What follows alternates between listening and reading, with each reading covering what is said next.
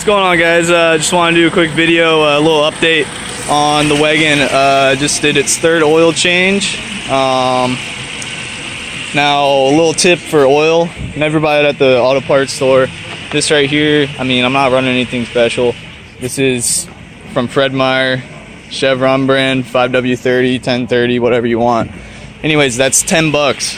10, not 25 or 30 for Mobile One, and also or Castrol. And you could get Castrol also at Fred Meyer for 20 bucks. Anyways, so I'm running that for right now. This is the third oil change. Once I get another oil change in, I'll probably give it something a little better.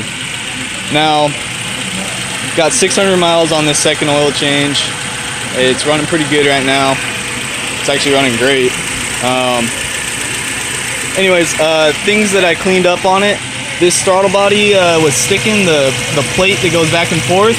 Now, the way that I fixed that is I used some 2000 grit, sanded it down just a little bit. I didn't go too crazy because you don't want to mess up the shape, but 2000 grit's not going to do shit. So, sanded it down, just pretty much cleaned it, honestly, and now it doesn't stick.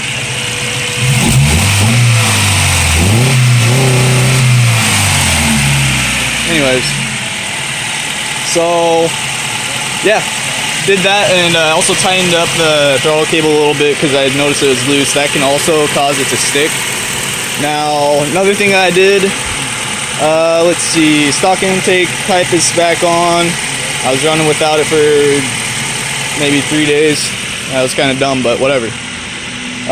For some reason I lost my valve cover. I'm pretty pissed off about that because it matches that valve cover, which actually looks really clean in videos, but it looks like shit in person. So I'm gonna get that powder coated. I got a few spares, and also what I did is I added some AMSOIL synchro mesh.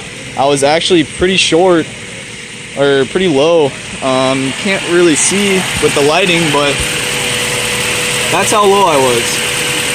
And I was babying it, but well, babying it shifting, I was revving the shit out of it, but babying it when I was shifting should shift a lot better now.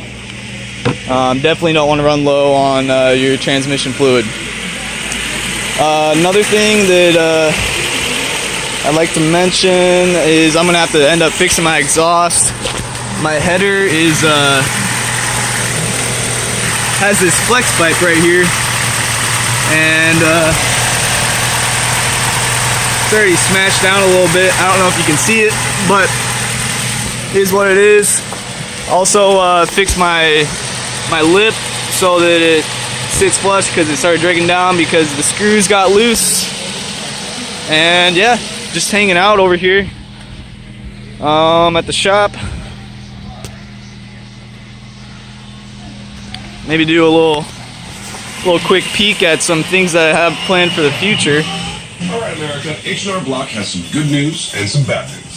Which do you want first? Bad news? Valve covers I'm going to get powder coated. Is delaying some tax refunds this year. Your R intake manifold, I'll get powder coated, and the works on that probably porter and polished. But here's the good news. If you file your let's turn down that radio just a tad.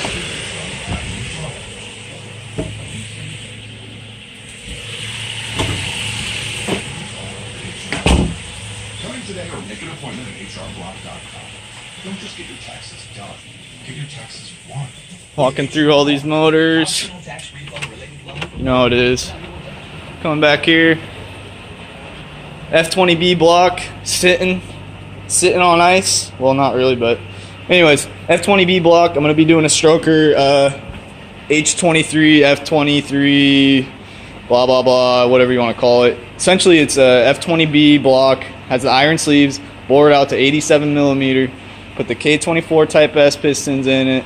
Put the F23 rod and crank in it, and put an H22 head on the top of it. I think it's an A4 head gasket. Everything else it bolts up. Even came with that pulley that I was talking about in previous videos. It's rare. Now I got this for a good deal, and this setup with the head that I have that's semi-built on the wagon, it should make about 240 at the wheel. Just depends on the tune. I've seen it go to 250, and it's endless, to be honest. I'm not sure about if I'm going to do all OEM, or I might upgrade the rods. Not sure. That's just another $300 down the drain. But anyways, a little update wanted to post today. I will keep posting, and I'll catch you guys later. Take care.